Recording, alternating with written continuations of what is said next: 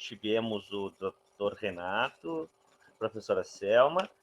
Agora a gente vai ter, não sei se o Andrei Gomes já está aí. Não? Vamos ver, a Camille disse que estava com a internet pipocando, tá firme aí, Camille, ou não? Sim, tá eu e Taylor. Vamos lá, então. Sim, deixa eu anunciar por completo aqui, então. É a Camille Cassol de Macedo e o Taylor Rodrigues da Rosa. E eles vão apresentar avanços da inteligência artificial para o cotidiano. É o trabalho de conclusão do técnico de informática. Fiquem à vontade para compartilhar a tela. Boa apresentação. Boa noite, senhor. Boa noite para todo mundo. Boa noite. Eu vou apresentar aqui então, senhor. Deixa eu botar aqui para compartilhar. Isso aqui é mesmo. Não sei se foi. Então, senhor, em questão do tempo ser meio curto, sabe? A gente acabou não estendendo muito. A gente acabou não estendendo muito slide, sabe? Tá. Como diz ali, nosso título é O Avanço da Inteligência Artificial para o Cotidiano. A gente vai abrir isso aqui falando sobre os dispositivos inteligentes. Que aqui entra, no caso, a Alexa, o termostato inteligente do Google e as lâmpadas também inteligentes RGB. Tem as que não é RGB também. São tipo, dispositivos inteligentes que a gente praticamente usa no cotidiano, no dia a dia, né? Não sei se alguém tem costume aí de usar a Alexa, as lâmpadas. Termostato eu acho bem difícil, acho que pouca gente usa, eu acho. E, tipo, como a gente já abriu com esse aqui, a gente acabou colocando aqui também a questão do que o Mark Zuckerberg fez em 2016. Uma inteligência artificial para a própria casa dele. No caso, controlaria toda a casa, controlando bastante coisa, Spotify, controla as portas da casa dele, incrivelmente. Até o negócio de roupas, acho que é cabideiro que se fala, acabei não vendo muito bem. Ele fez esse dispositivo com a intenção de controlar a casa, como eu havia dito. E ele tem questão de reconhecimento de voz, reconhecimento facial, bastante coisa que ele acabou fazendo. E aqui, como eu disse, ele acabou denominando ele com o nome de Jarvis, igual do Homem de Ferro, né, da Marvel. Como eu falei aqui, como eu mostrei, a casa, ele controla o termostato, as luzes, até a torradeira dele, que eu nem sabia que tinha como controlar uma torradeira. Spotify e as câmeras. Ele se baseou em linguagens, né, para fazer ele, no caso, como o Python, o PHP e o Objective-C, com um conjunto de tecnologias com processamento de linguagem natural, que vem, como eu falei, com reconhecimento de fala e reconhecimento facial. Aí, no caso, daí já entraria já isso aqui, ó. A gente aproveitou o reconhecimento de fala, que daí a Camila vai acabar apresentando. Alguém tem alguma pergunta? Não? Disso. Certo, eu vou falar rapidinho, porque minha internet tá bem ruimzinha e eu tô com medo de estar falando e ela cair, certo? Então tá. Naturalmente, né, a inteligência artificial não se resume só a esse tipo de tecnologia, ou área em que a inteligência artificial se mostra atualmente é nos aspectos da leitura labial, que no caso, a leitura labial não é uma área fácil, como o Taylor já estava falando ali em cima, né? Mas com a inteligência artificial está se tornando menos complexa. Eu não sei falar esse nome direito, tá? Eu acho que é DeepMind, empresa de uma inteligência artificial do Google, e a Universidade de Oxford desenvolveram um sistema capaz de fazer a leitura labial em vídeos e transformá-las também em legendas de texto, né? A aquisição da Nuance, empresa de inteligência artificial com foco no reconhecimento de voz, é a segunda maior aquisição na história da Microsoft. Então, a informação que a gente está trazendo hoje no nosso trabalho está sendo bem curta, realmente estou com um problema na minha internet, mas a princípio é isso aí. Ok, vamos ver, alguém tem alguma pergunta para fazer para eles, uma colaboração, alguma coisa? Fiquem à vontade. Oi, eu sou. Oi, Calvin, diga. Só queria saber, vocês já tentaram hackear o sistema lá o Zuckerberg? Zuckerberg? É assim. Com certeza. Se alguma vez Botar ou já direto. tentaram, aí eu não sei se vocês já chegaram a ver isso. Bom, eu realmente não cheguei a ver sobre isso, né? Mas eu acredito que se alguém tentou, eu acredito também que seria muito difícil de conseguir também, né? Com certeza. Show, ótima pergunta, Mas obrigado. eu gostei, eu vou acabar até dando uma lida sobre isso, de ver se alguém já chegou a hackear já. Mas como eu falei, eu acredito que ainda não. Acho que foi lendo o trabalho de vocês aquele dia, eu tinha visto alguma coisa que colocaram o sistema de inteligência artificial e várias pessoas que fazem leitura labial e o sistema venceu todo mundo, não foi? Isso, foi a gente, senhor. Ah, pô. A gente ia colocar mais, como o tempo era muito curto, a gente Não, acabou não tranquilo, é que me estendendo. marcou na leitura do trabalho de vocês, marcou, agora quando tu falou eu lembrei, digo, será que eu li isso em outro lugar? Não, foi no trabalho de vocês. Sim. Tá legal, show, tá muito bom a apresentação de vocês, o trabalho também tá muito bem alinhado aí, o professor Leonardo tá fazendo um ótimo trabalho com vocês. Muito obrigada a todos, né, que Valeu, escutaram senhor. a gente Obrigado também. pela pergunta aí, Calvin. Valeu, senhor. Deixa eu ver quem é o próximo agora.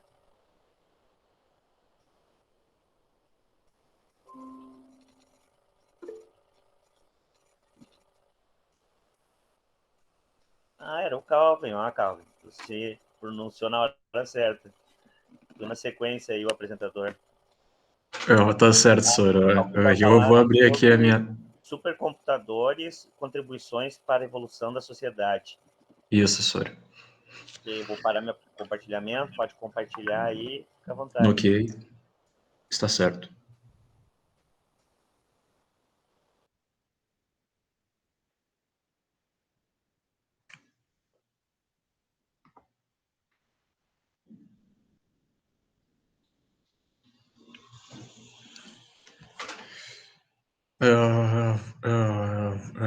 Tá certo, pessoal. O meu trabalho, ele fala a respeito sobre supercomputadores. Mais especificamente, a contribuição dessas máquinas para a nossa, para a evolução da nossa sociedade. Mas vocês me perguntam, o que são Calvin, e para que servem? Calvin, posso te atrapalhar só um minutinho? Senão eu perco o timer. Sim, senhor. Tendo de fazer o negócio ontem também. Antes que a Camille tá aí ainda ou já saiu? O Taylor daí? Oi, tô sim, senhor. Tá certo. Peraí, senhor, eu vou tentar... Antes de eu devolver a palavra para o Calvin ali, eu queria só perguntar para vocês, estão concluindo o curso, né? Sim. Sim, senhor. Informática agora. Uhum. Se vocês pudessem dar, se tu, Taylor, quer dar um depoimento rápido aí, como é que era o Taylor antes da Alcides Maia e como é que está o Taylor agora, depois da Alcides Maia, finalizando aí o técnico? Antes da Alcides Maia era... Não, eu tava sem emprego, né? Então não tinha um conhecimento muito bem pouco conhecimento, na verdade. Aí quando eu ingressei, comecei a ter bastante conhecimento, aprendi bastante. Bastante com o Sr. Dip e o Sr. Leonardo, foi o que eu mais tive aula até o momento. Os dois professores são muito bons, gostei muito da aula deles. E agora estou empregado, tô trabalhando no Tribunal de Justiça, né? Prestando suporte lá. E só falar bem do curso, porque foi uma coisa boa. Foi uma coisa boa para minha vida. Só deu coisa boa aí. Fico muito feliz de ouvir isso. E a Camille, como é que era a Camille antes da Alcides Maia e como é que está a Camille agora, finalizando o técnico da Alcides Maia? Desculpa, não entendi. Cortou. Como é que era a Camille antes da Alcides Maia e como é que está agora a Camille terminando o técnico da Alcides Maia? Mas feliz. Cheia de conhecimento. É que, na verdade, eu até comentava muito isso com o Dip, né? Eu entrei na área de informática bem... Tipo, na curiosidade mesmo de entender o que era o técnico, porque eu achava que eu sempre ia cair na administração, né? E uma coisa legal que o curso trouxe é que os dois trabalham junto, entre aspas, digamos assim. Por exemplo, para mim administrar o meu trabalho como técnica, eu preciso ter administração, preciso entender mais ou menos o que aquela professora Carla dizia no início do curso, que era em janeiro, né? E foi mais ou menos assim que eu fui gostando do curso cada vez mais. E é isso. Uma pessoa melhor. Show, muito obrigado. Desculpa, Calvin, ter te atrapalhado, mas é que eu lembrei de fazer esse questionamento ontem e depois eu me empolguei com as apresentações. Eu também sou como a Selma. Eu vou me empolgando com as coisas e aí acabo quebrando o meu cronograma ali. Então, devolvo a palavra para o Calvin. Por favor, Calvin. Sem problema, senhor. Tá certo, pessoal. Como eu estava falando, né? O meu trabalho a falar sobre supercomputadores e a sua contribuição para a evolução da nossa sociedade. Só que vocês me perguntam, o que são supercomputadores e para que eles servem, né? Eu falo para vocês, os supercomputadores, pessoal, são máquinas ou sistemas de computação de alta performance, ou HPC, né?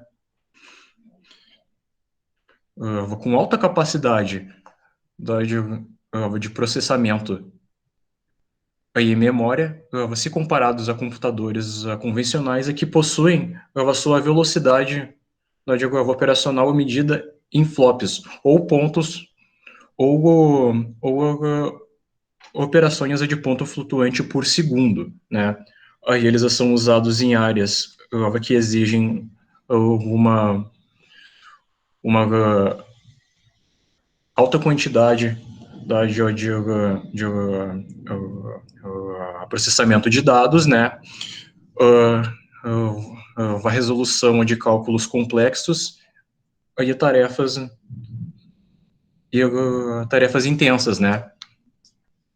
Tá bom, mas agora sobre a história desses supercomputadores. Bem, perdão. Aqui, pessoal, nós já temos um exemplo de um supercomputador. O Fugaku é o atual supercomputador mais rápido do mundo. Aí ele possui um processamento mínimo de 415 petaflops, ou seja, 415 quadrilhões de operações de ponto flutuante por segundo, né? E uma capacidade máxima de 514 petaflops. Ele já está sendo usado, né, em pesquisas, né, sobre o novo coronavírus, né? E ele foi ativado agora, ou recentemente, no ano de 2021, né? E basicamente tomou o lugar do antigo supercomputador, né? mais rápido do mundo, o IBM Summit, da IBM, né? Tá bom. Agora sobre a história deles, né? Bem, pessoal, a ideia de supercomputadores surgiu pela primeira vez por volta dos anos 60, quando o engenheiro elétrico Seymour Cray embarcou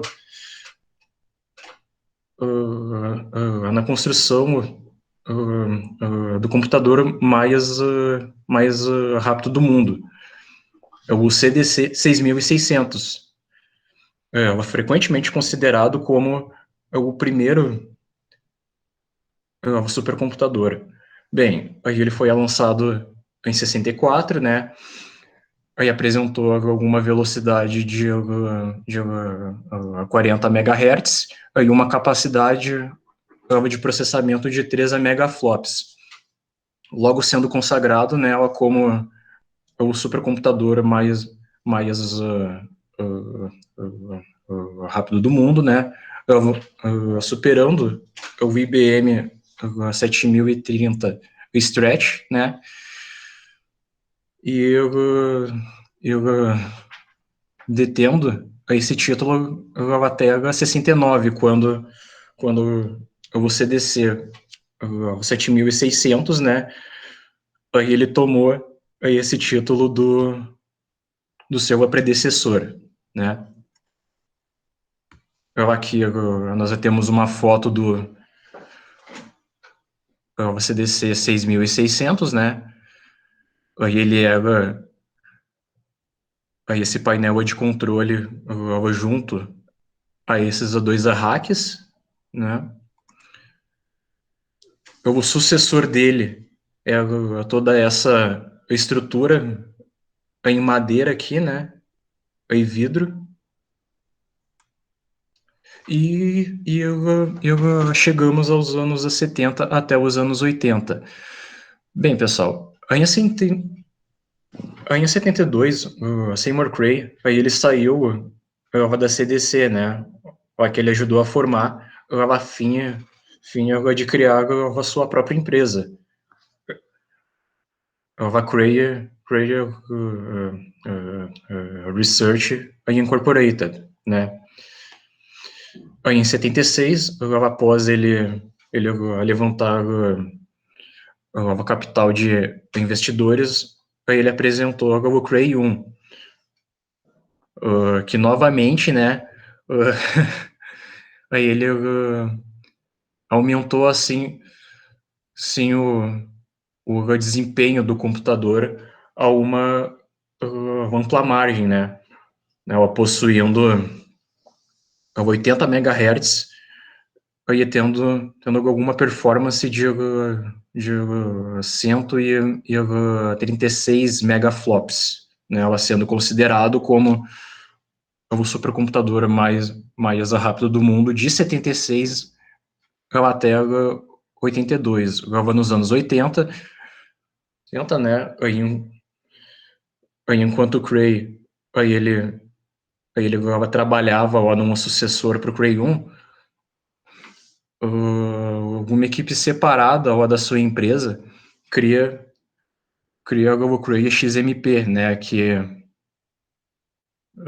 foi considerado como sendo alguma versão mais limpa, né, lá do Cray 1.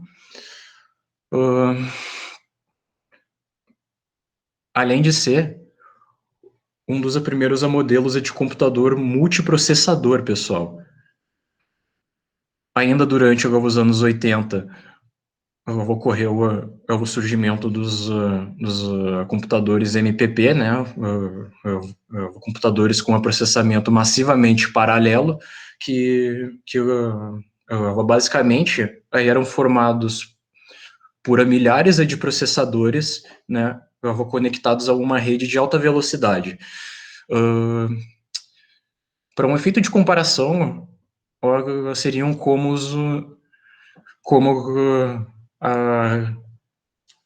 a rede neurológica lá do nosso cérebro, né? Tá. Em 85, Cray, aí ele lançou o Cray 2, né?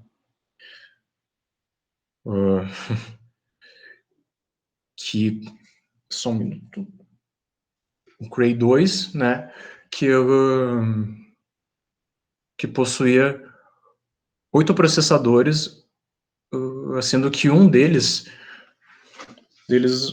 funcionava como processador em primeiro plano, né, se encarregando da parte do armazenamento, do gerenciamento de memória, e de dar instruções aos demais processadores, né, que eram encarregados da computação em si. Em 88, o Seymour Cray, ele tem alguma desavença, né, com a sua empresa, com a sua equipe, né, aí sai da Cray, né, que ele tinha fundado, aí funda a Cray Computer Corporation em 88, né. Aqui alguma foto do Cray 1, né, que eu não havia falado. Aqui é uma foto do Cray XMP, né? Ele parece uma banquinha de shopping, aí eu sei. E uma foto do Cray 2. Dos anos 90 até os anos 2000. Tá. Os anos 90 marcaram o fim da era Cray na supercomputação, que foi lá de 65, né, até os anos 90. Ou seja, pessoal, 25 anos que Cray ficou no domínio do mercado mundial da supercomputação, né?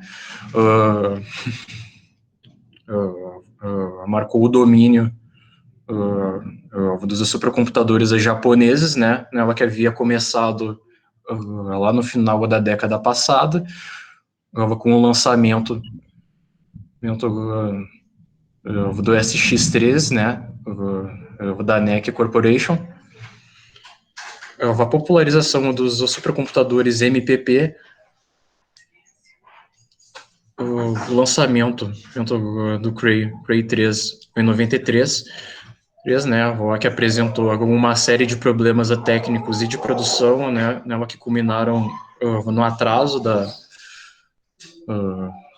da entrega do dispositivo e a perda do interesse ou a pura parte dos clientes de Cray. Em 95, a CCC veio à falência, né, por conta da falta de verba, e a Seymour Cray veio a falecer no ano seguinte em um acidente de carro.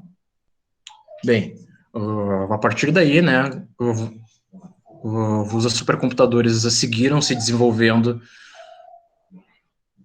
até o final dos anos 90. Em 96, o ACI e o Red, né, ele se torna o primeiro supercomputador a exceder a barreira de 1 teraflop, 1 trilhão de operações de ponto flutuante por segundo, né. Dos anos 2000 até 2020, né, os supercomputadores retomaram a liderança mundial, né, com o lançamento do NEC Earth Simulator em 2004, a IBM contra-atacou, lançando um protótipo do IBM Blue Gene no mesmo ano. Tá errado ali, né? Eu tinha colocado 2007, foi meio que na correria, tá? E em 2007, a IBM... Não, 2008, a IBM apresentou o IBM Roadrunner, considerado como o primeiro computador a atingir a marca de 1 petaflop, ou seja, 1 quadrilhão de operações de ponto flutuante por segundo. Em 2020, né, os supercomputadores passaram a ser usados em pesquisas do novo coronavírus, né, análises biomoleculares, várias, né, entre outras coisas. Aplicações sociais. Bem, hoje, pessoal, os supercomputadores são usados em uma variedade de problemas, né, computacionais massivos, como por exemplo, pesquisas sobre mecânica, física quântica, pesquisas e previsões climáticas, além de análises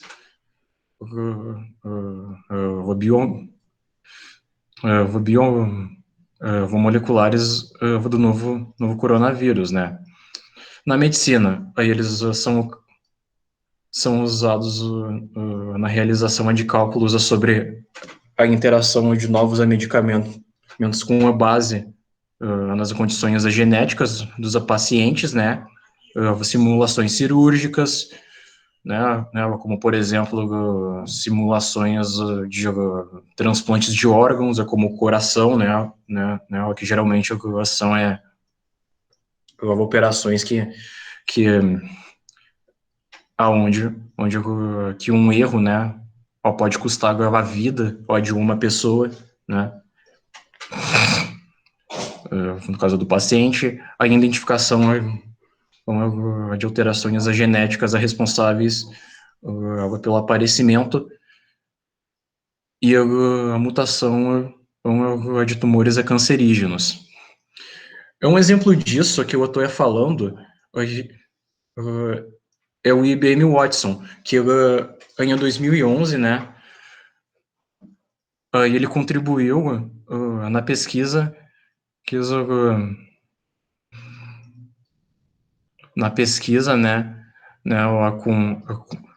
com pacientes diagnosticados com câncer aí no atendimento, né, fazendo análise genética desses pacientes e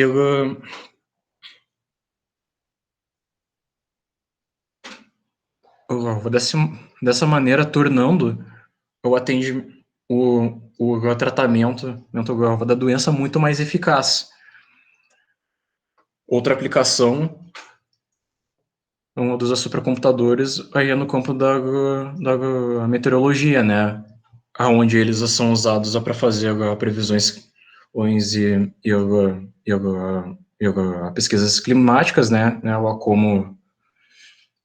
como citado anteriormente, né, a definição dos padrões de nuvens e ventos, né, como, por exemplo, a densidade, a presença das nuvens, né, a velocidade, a direção e a temperatura das massas de ar, né, das massas de ar e correntes de vento, tudo isso através do cruzamento de dados. Além das projeções climáticas, né, de tempestades, frentes frias, entre outros fenômenos meteorológicos, claro, né. Abaixo, nós temos um exemplo, né, de a projeção climática, né, gerada por uma supercomputadora, ou nesse caso, essa projeção climática representa a probabilidade e a potencial de tempestade, né, entre outros cenários que podem influenciar em operações militares, né, que foi gerado pelo supercomputador de previsão climática Thor, né.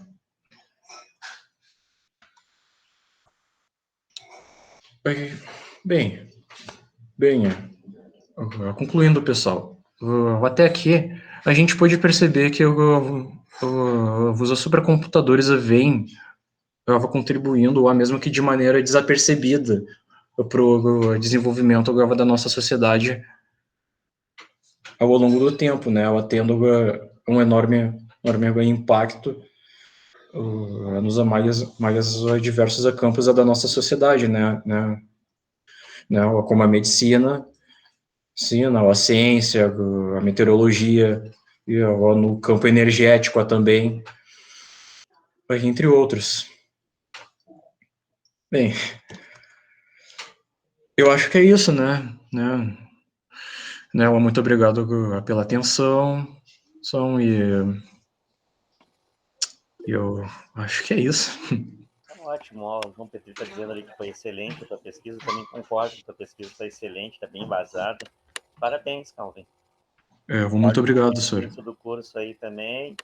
E aí eu te pergunto a mesma coisa, o que tu vê de mudança do Calvin que entrou no Alcides Maia e o Calvin que já está agora finalizando o seu técnico de informática? Olha, senhor, eu Eu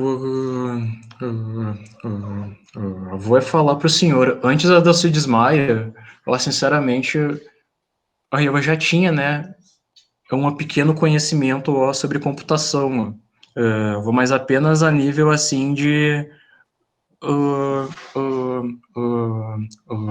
usuário, né, ó, por exemplo, ver, eu simplesmente eu só assistia a desenhos, né, onde que a Elisa falavam, né, sobre computação, e eu levava aquilo como verdade, né, como verdade absoluta, e a diferença, o que eu percebo de agora, é uma mudança lá na minha maneira lá de como ver o computador. Ó, sabe? Ó, por exemplo, eu me coloco ela como se fosse meio que uma simbiose, ó, sabe? Eu consigo me ver lá no lugar da máquina. Eu acho que foi isso, né? É uma mudança, né, na minha cabeça, ó, antes apenas de o usuário para um técnico, né? Seria mais ou menos isso. Perfeito. Muito obrigado. Parabéns. Pode compartilhar a tua tela aí, por favor. Eu não ok, senhor. Tá, vamos ver quem é que vem agora. É o Gabriel Varela Centeno Hudsen. Ele vai apresentar... Vamos ver, tá aí, Gabriel? Tô aqui, professor. Perfeito.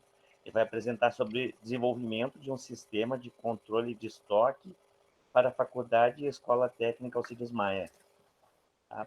Pode compartilhar a tua tela. Vamos lá.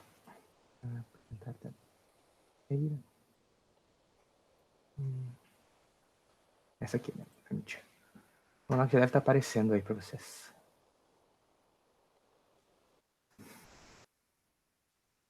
Estão vendo meu PowerPoint? Sim. Vamos botar a tela inteira aqui.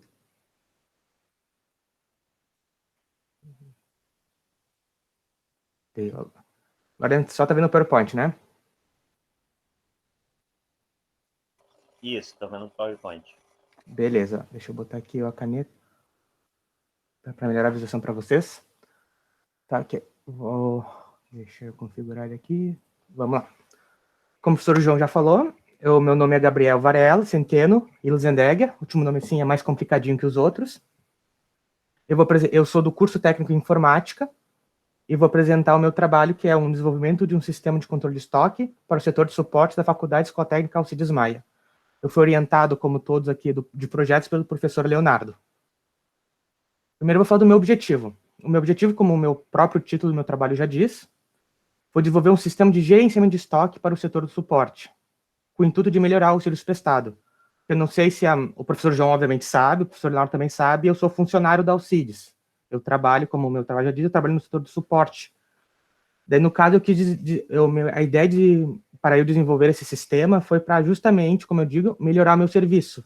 Porque eu tinha que saber onde estavam todos os materiais que iam ser necessários para qualquer demanda que tivesse. Alguém precisasse de um teclado, de um mouse, de uma placa ou qualquer outra ferramenta, eu tinha que saber onde ele estava.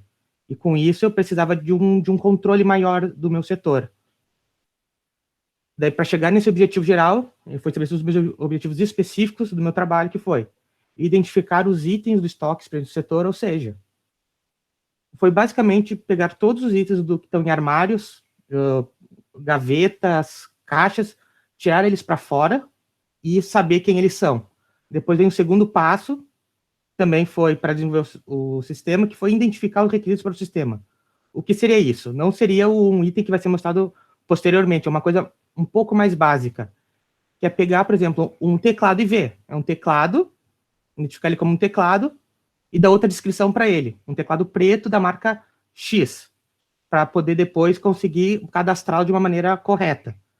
E depois, o outro objetivo, que daí seria para um futuro, é usar o meu setor como um laboratório, para caso o sistema funcione bem no meu setor, que é um setor pequeno, mas que tem muita demanda lá dentro de material, eu consegui expandir ele para outros setores. Porque no caso do meu setor, ele só enxerga o que entra e sai dele.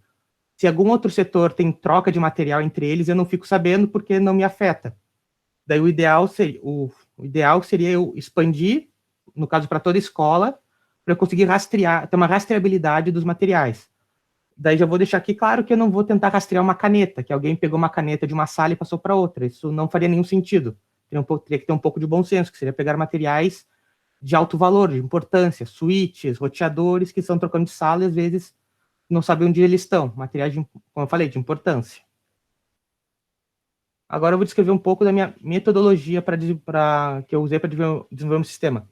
Eu fiz como eu falei antes, uma análise de requisitos do sistema. O que seria isso?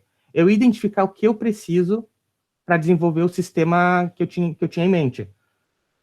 Depois, com essa análise de requisitos, eu fiz a definição das funcionalidades. O que o meu sistema de estoque vai ter que fazer. No caso, ele vai ser mostrado adiante. A contagem de estoque, que foi o que eu falei nos objetivos, de eu pegar todos os objetos que estão no meu estoque, desde do mouse a uma chave Phillips, a uma placa de rede, a um telefone que esteja lá guardado, eu conto. Tem um telefone, um teclado, 10 mouses e eu anoto isso. Depois vem a modelagem, que daí é a parte que eu vou desenvolver como eu quero que o meu sistema funcione, como ele vai reagir a várias situações. E a prototipação. Eu achei que prototipação foi a melhor descrição, porque eu fiz, que foi criar as tabelas, semelhante a uma tabela de banco de dados, que nela vai ter listado todos os itens que eu fui cadastrando, manualmente, no caso, uma tabela de uma planilha normal, e nela foi feita as colunas com os dados que eu precisava, quantidade, nome do item, código do item. Só que a prototipação está no final, não porque eu só fiz ela por último. Na verdade, a prototipação, ela poderia estar no início, no meio, ou agora no fim. Porque a prototipação foi evoluindo junto com o trabalho. Eu botava a quantidade de itens, nome do item, código do item. Depois eu comecei a definir outros itens, outras características que eu precisava. Data de entrega do item, data que o item entrou no meu setor, data que ele saiu, para conseguir rastrear ele de uma maneira mais precisa e mais eficiente. Agora eu vou entrar na parte que mostrando o sistema como foi desenvolvido, começando pelo básico dele, que é o diagrama de caso de uso. O meu diagrama de caso de uso, eu visualizei de uma maneira bem simples. Vão ser 2 tipos de usuários, que é o comum, é um usuário comum, e um usuário administrador. No caso, o usuário administrador, como é mostrado pela seta, é como se fosse um usuário filho do comum. O que isso quer dizer? Tudo que o usuário comum faz, o administrador também faz. No caso, o usuário comum, eu defini que ele só pode fazer uma pesquisa dos itens, que vai ser mostrada, todas essas funcionalidades vão ser mostradas posteriormente. Só faz a pesquisa do item. O usuário administrador pode, além de fazer a pesquisa que o usuário comum consegue, fazer cadastro de itens novos e edição desses mesmos itens. Agora vamos falar do diagrama de login, o diagrama de atividade de login. O que seria esse diagrama de atividade? Seria como funciona o login.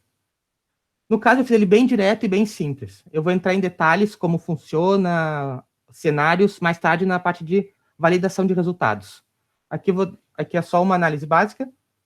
O login, ver se o usuário existe, não existe, e passa para as suas definidas funções que ele pode fazer. Diagrama de atividade agora da pesquisa com edição. Esse foi um desenvolvimento um pouco mais complexo, porque eu tinha uma ideia bem específica de como eu queria que ele fosse. No caso, como eu disse, tanto o usuário administrador como o comum, como nas raias, podem fazer a pesquisa, ele vai recuperar todos os itens cadastrados no banco, vai mostrar ao usuário, a partir daqui é feita a definição do tipo de usuário, que, como mostrado anteriormente, pode ser o comum ou administrador. O administrador, no caso, ele vai para a edição dos itens. Só ele. E vai do 1 para esse 1 aqui. E aqui são mostrados os campos dos itens que existem no sistema, tornam-se editáveis. Ou seja, só vai clicar no item e todos os campos que estão ali cadastrados vão ficar disponíveis para tu editar. O usuário vai confirmar a alteração Então vai ser feita uma simples checagem se tem conexão com o banco, vai passar para cá, que vai enviar uma mensagem para o usuário confirmando ou não a sua alteração. Daí depois, aqui mostrando a pesquisa básica, que é feita pelo usuário comum, como eu falei anteriormente, também pelo administrador, porque tudo que o comum faz, o administrador também faz. Só para ressaltar, já é mostrado no início da pesquisa todos os itens para o usuário, ele não tem que começar uma pesquisa, já é mostrado tudo para ele. No caso, o usuário vai começar a preencher os campos e vai ser feito o filtro, conexão com o banco de dados, o item é recuperado e a informação, de acordo com o filtro, é mostrada para o usuário. Daí vem o simples, o usuário quer continuar a pesquisa, não, o sistema fecha, sim, volta para esse nódulo não é de concatenação, é de junção, e mostra de novo a tabela. Depois eu vou entrar mais em detalhes sobre o sistema que tem um certo nuances. Agora, o diagrama de cadastro. Eu não sei se está muito pequeno para você. Depois, quando eu mostrar a metodologia, a validação, eu vou dar um zoom nele. No caso também, eu fiz da maneira mais direta que eu consegui, porque eu não queria fazer algo muito complexo. Tu faz o cadastro, preenche as informações, todos os campos foram preenchidos, que vão ser mostrados para o usuário, não, fica no looping até ele preencher, o usuário é obrigado a preencher todas as informações, ele não consegue sair deixando algum campo em branco. Preencher as informações. No caso aqui, existe redundância. O que seria uma redundância? Redundância é, o usuário já tem algum item cadastrado, daquele tipo. O usuário quis cadastrar um teclado novo, mas já tem aquele teclado dessa marca e o usuário se esqueceu, por algum motivo. O sistema detecta isso, se não detecta e trata como se fosse como posso dizer, um cadastro novo de um item, só está somando ao existente. Não tendo, sendo realmente novo, pega os campos, gera o código de identificação e cadastra no sistema.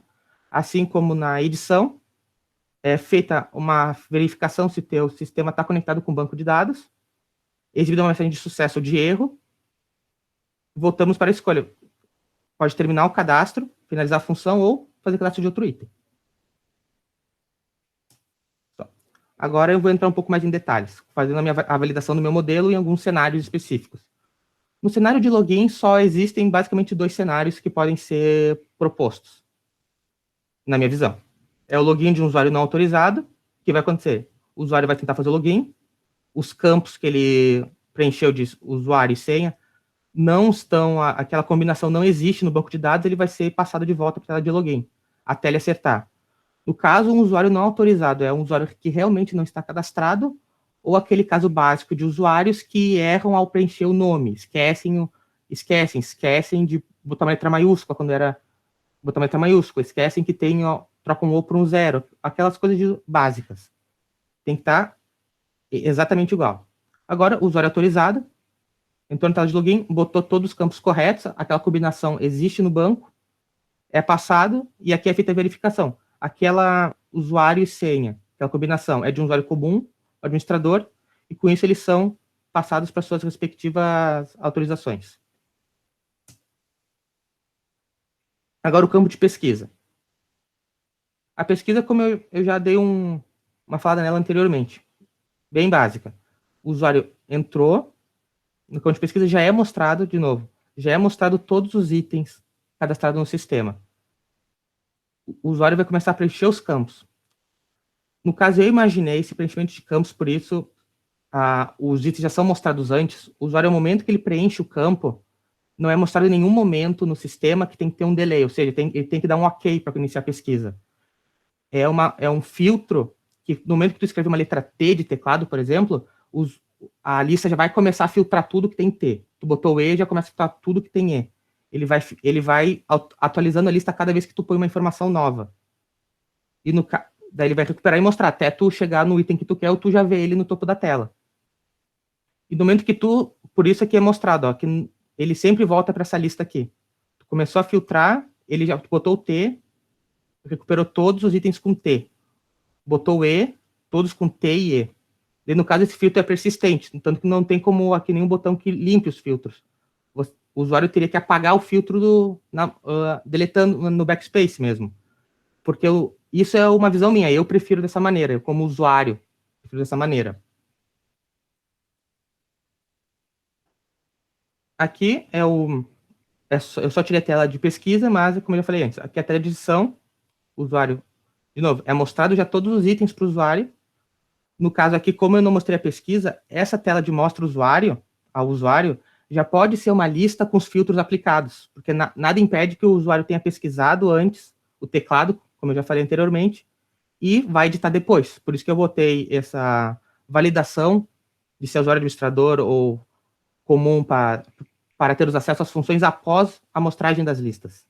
Para ter tu conseguir fazer o filtro, daí editar o item que tu quer. Usuário administrador, sendo comum, não vai ter essa validação, não vai conseguir nem ter acesso. Ele vai selecionar o item que ele quer editar. Como eu falei antes, os campos vão ficar editáveis desse item. Ele vai fazer as alterações que ele quiser. Vai confirmar essas alterações. Teve conexão com o banco? Teve. Mensagem de sucesso. A mensagem é exibida para o usuário. E voltamos novamente para a mesma lista que ele estava antes. Ou seja, o filtro, de novo, o filtro é persistente. Eu quero ressaltar isso, que eu não gosto de filtros que desaparecem depois que tu faz uma edição, uma pesquisa. Eu gosto que ele fique ali. É uma escolha pessoal minha. Cenário de cadastro. Agora, cenário de cadastro. Conferentes? Simples. Usuário administrador. Entra na funcionalidade de cadastro. Preencheu todos os campos. Preencheu. O item... Existe redundância no sistema, como expliquei anteriormente. Redundância já existe um item com aquelas especificações. Um teclado da marca A. Já existe. Então, o que ele vai fazer? Ele vai pegar esse item, recuperar esse item que já existe, passar para cá, para essas próximas, para esse paralelismo, o que ele vai fazer? Ele vai adicionar a quantidade cadastrada anteriormente aos itens já existentes, ou seja, se tinha 8 teclados da marca A, ele quis cadastrar mais 2, vai virar 10 teclados, e vai gerar os próximos códigos do item equivalente, ou seja, ele vai só adicionar a lista que já existe. Com isso vai ser feita, novamente, a validação. Conectou com o banco? Se sim, mensagem de sucesso. Repassa para o usuário quer cadastrar um novo item nesse caso e volta para o mesmo looping. Até ele decidir aqui que ele não quer cadastrar mais nada. Ele quer parar, não tem mais itens para cadastrar. Agora eu vou falar das conclusões que foi tirada. Devido ao pouco tempo e à complexidade do sistema que eu propus, não foi possível realizar a codificação dele. Eu realizei a modelagem. Por quê? Eu tomei essa decisão porque se eu tivesse feito a codificação, eu teria que, de alguma maneira, tornar o meu sistema mais simples. E eu não queria fazer isso. Eu queria fazer meu sistema exatamente daquela maneira. Se eu tornasse ele mais simples, ele não ia ficar bom como eu queria. Eu decidi para fazer a modelagem, para tornar ele da melhor maneira possível. Por isso eu não consegui fazer o código. Isso teria despenderia muito mais tempo. Daí, outra conclusão, com a fase de contagem de estoque, ou seja, que eu identifiquei os itens, apenas com isso, só com esse primeiro passo que eu já dei, eu já tive um aumento na minha organização, como eu falei anteriormente. Eu sabia o que tinha na minha sala e onde eles estavam. Que junto com a etapa da prototipação como eu falei anteriormente, fez a classificação dos itens. Quantos tem, quais são, em que armário está e se realmente está na minha sala. Porque eu podia ter uma demanda de me perguntar, tu tem uma placa X, eu não saberia dizer até eu fazer isso. Eu teria que procurar para dizer se eu tinha ou não. Agora eu posso dizer se eu tenho ou não, porque está anotado isso. E como eu falo, apesar do sistema não ter sido codificado, não ter feito e implantado na sua totalidade, só foi feita a modelagem apenas, já foi obtido os resultados positivos, isso que eu citei anteriormente. A organização do meu setor, mais rápida resposta e a confiança em dizer tem ou não tem. E também, para concluir, que por um trabalho futuro, eu pretendo desenvolver um sistema web, semelhante a uma intranet, no caso, para implementar esse sistema para ter acesso em qualquer computador. E daí, com isso, eu vou conseguir automatizar esses cadastros. Não vou ter que fazer como eu estou fazendo agora, eles na mão mesmo, vou ter que eu digitar item por item. E com isso, eu pretendo trazer benefícios para a instituição. No caso, com o que eu já fiz até agora, que eu nem implementei por completo, já melhorou o meu trabalho, já melhorou meu tempo de resposta, já melhorou a minha efetividade. Acho que botando um sistema web que automatiza ainda mais, vai trazer ainda mais benefícios. No caso, eu termino por aqui minha apresentação. Passo para você, professor. Não sei se tem alguma pergunta também. Ok, vamos ver. Alguém tem alguma pergunta para o Gabriel aí? Fique à vontade, por favor. Não? Então só quero agradecer. Realmente, o trabalho está muito bem embasado. Acho que é obra realmente do acompanhamento do professor Leonardo aí e realmente do teu conhecimento, né? Tu já tem uma boa base. Podia falar para nós também quem é o Gabriel antes da Alcides Maia, quem é o Gabriel agora finalizando o técnico. Claro. Fica à vontade. Não, claro, professor, posso falar. O senhor sabe muito bem a minha história, né? Quando entrei na Alcides Maia, eu estava já há um tempo sem trabalhar. Eu saí formado da faculdade, não estava uma crise e não conseguia emprego.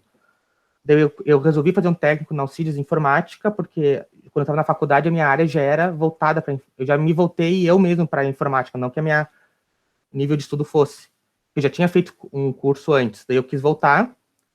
Voltei, comecei antes da pandemia, né? 2019, setembro de 2019, pelo que eu me lembro. Fiz, acho que 2 semestres presencial antes da pandemia. O senhor me contratou para o estágio, né? Tenho muito que lhe agradecer por isso. Daí eu já pegamos, indo para o EAD, tudo. Fiquei 1 ano estagiando com vocês. Aí não se desmaia, agora vocês conseguiram me efetivar e eu agradeço muito o senhor por isso, que é o senhor que me trouxe para o Se Desmaia. O Gabriel, antes, depois do Se Desmaia, é o Gabriel que agora é um profissional, é o Gabriel que aprendeu a ser um profissional com o senhor também, o Gabriel que ficou 1 ano EAD com o senhor me acompanhando, sempre que tinha qualquer problema, o senhor me ajudava, o senhor me treinou bastante, o senhor até hoje me ajuda em qualquer problema. Hoje está mais complicado a gente conversar, né, com as correrias do trabalho, do sistema remoto, mas o Gabriel agora é um Gabriel profissional. E o Alcides Maia me ajudou muito no que eu vejo hoje em dia, no que eu trabalho. Tanto que o meu trabalho, tudo isso é tudo de aulas que eu tive no próprio Alcides Maia. Todo o meu sistema de desenvolvimento que eu pretendo gerar, que eu já tenho em mente como gerar, foi tudo visto até com o professor Leonardo aí, durante as minhas aulas EAD, durante a pandemia. Eu só posso dizer que eu sou um profissional completo agora com a ajuda do Alcides Maia. Show, é isso que a gente busca com todos vocês. A gente quer realmente transformar a vida de vocês através do conhecimento, né? E isso que tá dando para sentir hoje, né? Com todos os alunos que estão apresentando, a gente consegue ver assim uma transformação, né? É muito legal quando se pega um profissional já que tem uma caminhada, uma graduação e ainda consegue encaixar, né, tão bem. Então, realmente, é fruto de tudo isso. Olha, a qualidade do trabalho que foi apresentado, a qualidade dos trabalhos que a gente está vendo aí na apresentação, né? Então, realmente, estou muito feliz de ver a qualidade dos trabalhos. Vamos ver quem é o nosso próximo apresentador aqui. Deixa eu compartilhar aqui. O professor Leonardo, gostaria de fazer algum comentário sobre o trabalho do Gabriel? Não, João, o trabalho da Gabriel foi muito bom, a apresentação dele. O Gabriel, desde o começo, ele já chegou com essa ideia de que ele tinha um problema no dia a dia dele que ele queria resolver, então eu achei ótimo isso, porque aquela questão, ele juntou as duas coisas. Ele procurou fazer o trabalho dele para concluir o curso e, ao mesmo tempo, simplificar a rotina dele. Então, ele juntou o útil ao, não vou dizer agradável, mas o necessário, que era concluir o projeto. Então, eu acho muito bom quando o aluno consegue realmente juntar essas duas coisas, porque sempre que você tem um trabalho que você realmente se sente mais motivado a fazer, é sempre mais fácil de conduzir. Uma coisa que eu sempre falo para eles: escolham temas para trabalhar que vocês queiram trabalhar. Não peguem uma coisa que vocês não gostam, que vocês vão achar maçante, porque vocês não vão conseguir levar o trabalho adiante. Então, conseguir fazer essa junção é sempre ótimo na minha perspectiva. E, mais uma vez, está de parabéns, Gabriel. Falta agora só concluir o sistema, não é isso, Gabriel? Para conseguir ficar mais tranquilo na rotina do dia a dia. Só, abre aspas, só falta isso. Só. Apenas. Apenas. Tá, ótimo, Gabriel. Só antes de eu encerrar, eu acho que a gente tem também hoje o Guilherme Oliveira. Fica por aqui até o final, que tu vai apresentar hoje também, tá, Guilherme? Já te vi por aqui. Só a gente não esqueça de tu, não. Tá, ok, agora vamos ver, então. Agora a gente chama o Luiz Eduardo Moraes Filho e o Isso. Matheus Lacerda. Não, peraí. Tinha antes aqui o Luiz... Não, acho que tá Não, certo, sim. tá duplicado ali, né? Luiz Eduardo Moraes Filho, o Matheus Lacerda, e eles vão falar sobre o sistema de chamado Simple Desk. Ó, vamos lá, vamos descobrir o que é isso. Boa noite, senhor. Boa noite. Boa noite a todos. Vou compartilhar aqui, senhor. Boa noite, senhor Leonardo. Ok, fica à vontade. Matheus, só aumenta o volume um pouquinho do teu, por favor.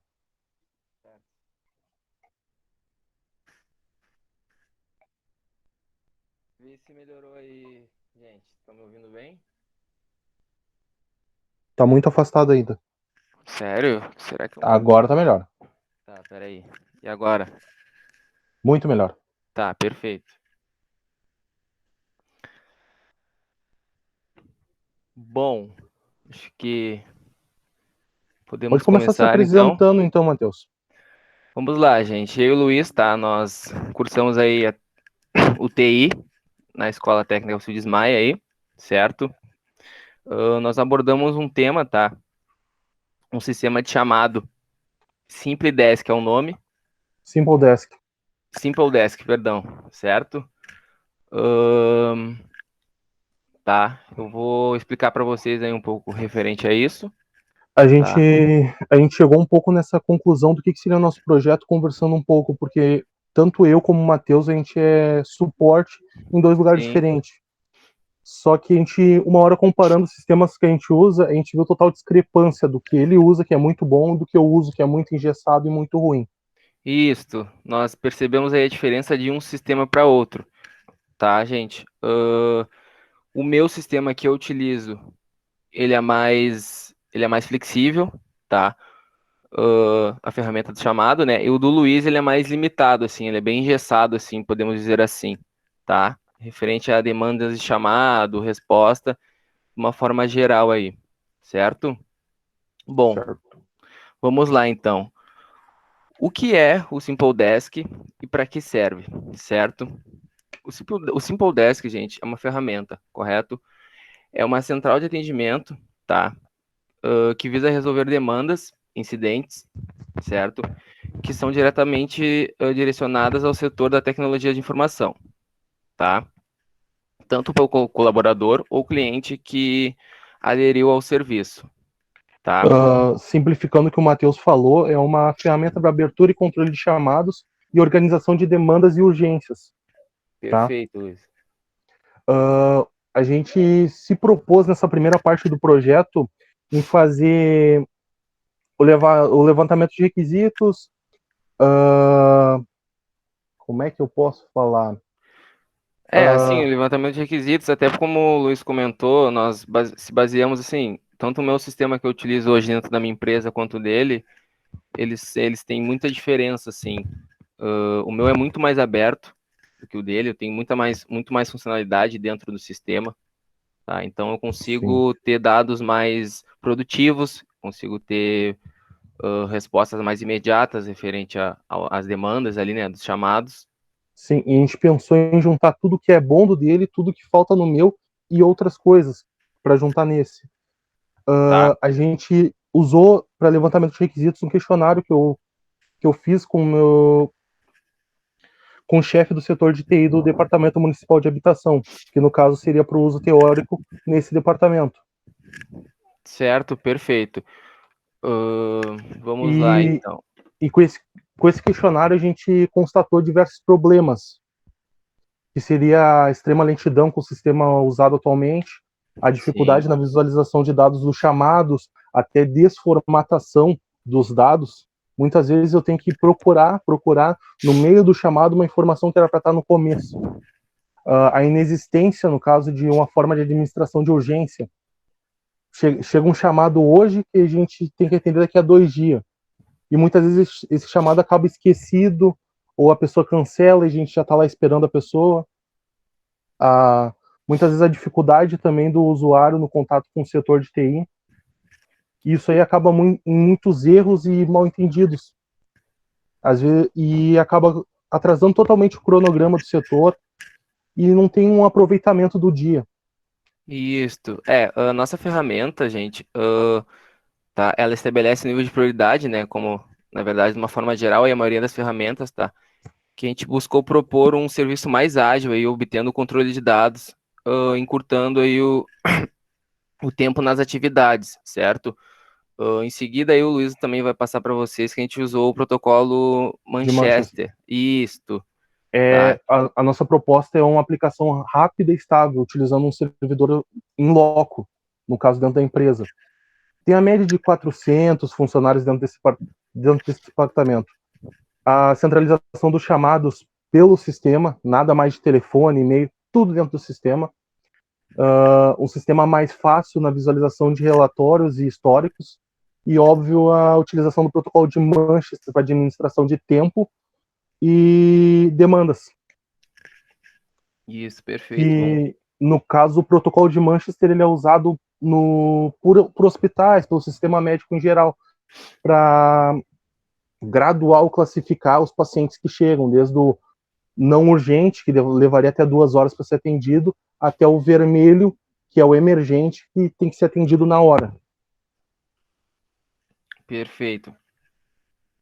Junto com esse questionário, a gente pôde fazer o diagrama de caso de uso, onde a gente consegue ver o que o solicitante vai fazer dentro do sistema, que é abrir o chamado, consultar o histórico de chamados próprios e modificar.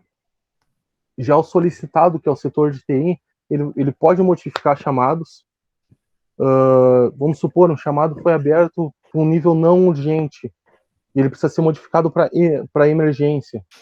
Ele consegue fazer isso, consultar todos os chamados, alterar o status e o óbvio fechar. Isso. E por fim, né? A gente pode falar, Matheus. Posso? Não, por fim, voltando ali, nós, né, o suporte, o solicitado, a gente pode gerar um relatório também, levantamento de dados aí, dos tempos das demandas a serem atendidas, né?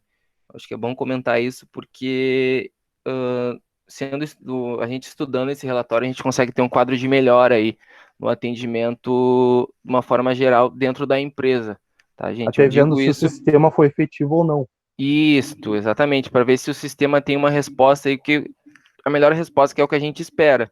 Eu digo isso porque atualmente, né, como nós comentamos, eu e o Luiz, a gente atua em empresas dando esse suporte aí, e a gente está trabalhando com isso. Então, tanto na teoria quanto na prática, claro, são formas diferentes. A gente sabe que na teoria é uma coisa e na prática é outra. Mas eu acho bem interessante a gente comentar isso, que a gente está estudando, estando em cima disso, para poder melhorar, né? Tanto de uma forma geral dentro da empresa aí, para poder ajudar. Dando prosseguimento, a gente usou o questionário também para fazer o diagrama de entidade de relacionamento.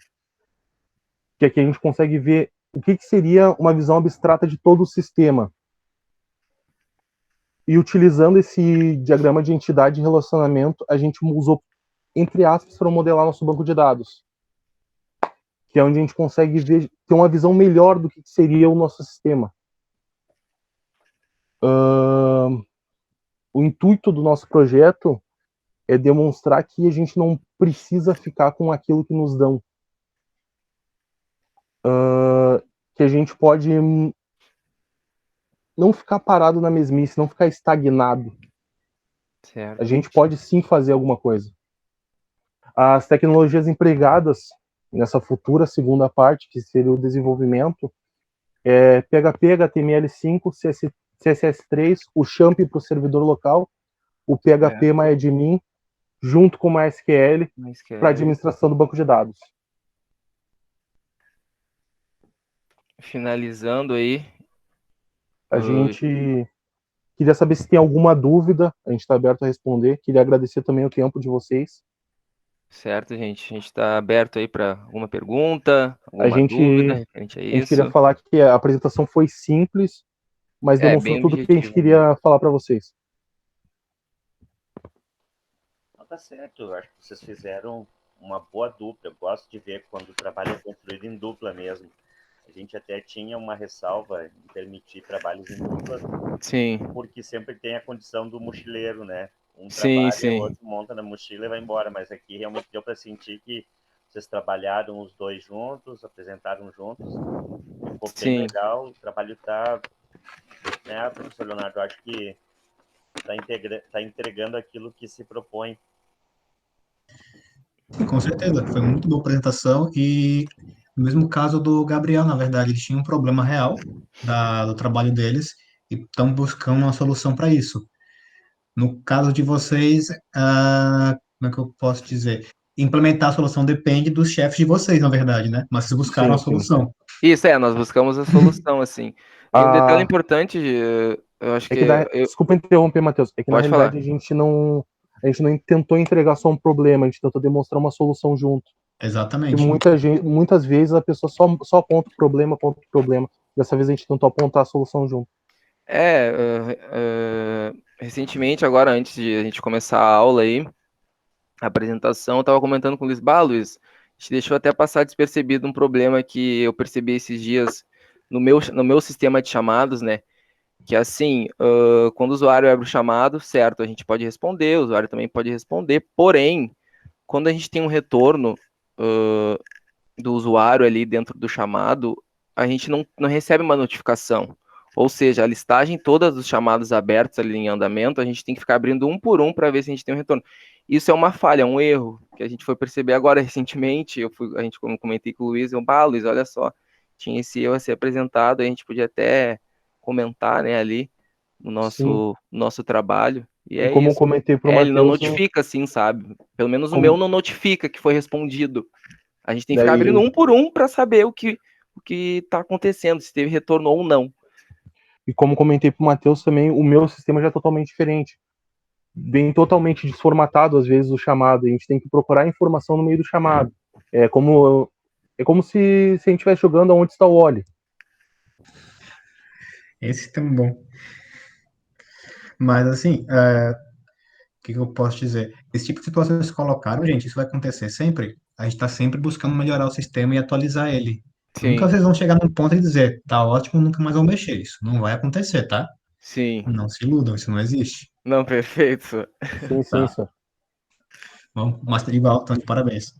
Muito obrigado. E a mesma métrica que eu estou usando para os outros alunos, então, quem era o Luiz Eduardo Moraes Filho antes do Desmaia e quem é hoje Luiz Eduardo?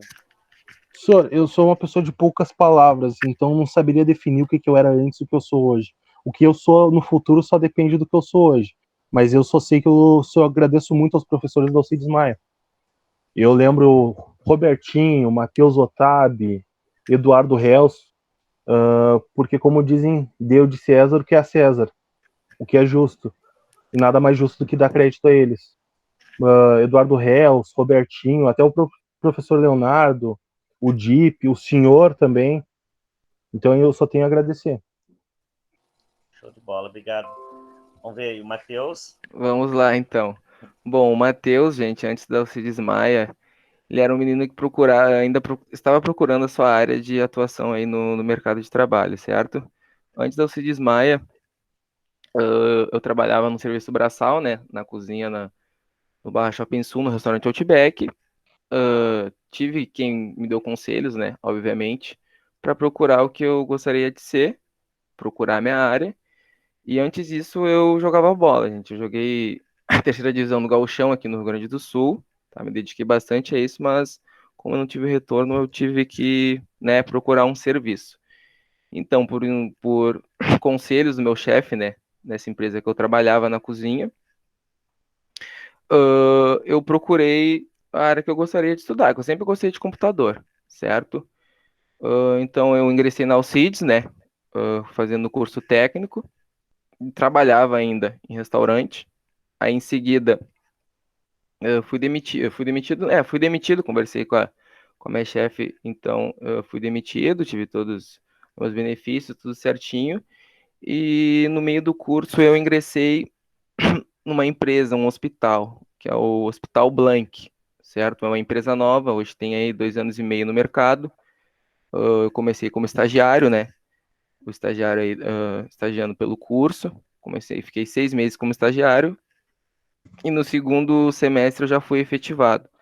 Hoje eu estou na área da TI aí há cerca de 1 ano e meio, sou novo na área, né, na verdade.